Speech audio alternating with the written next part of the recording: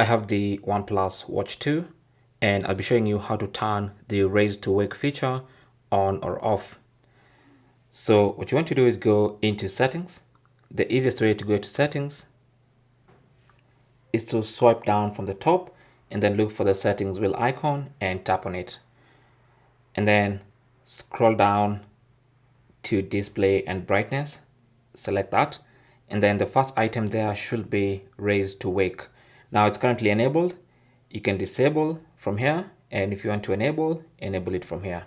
So basically when it's enabled, all it does is when you're wearing your watch, when you raise your wrist, the screen comes on automatically. Okay, so that's basically what you call raise to wake.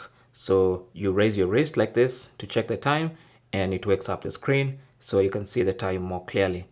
So that's basically what that feature does, and that's basically what you've seen is how to enable or disable that particular feature. Thanks for watching. Comments and questions down below, and good luck.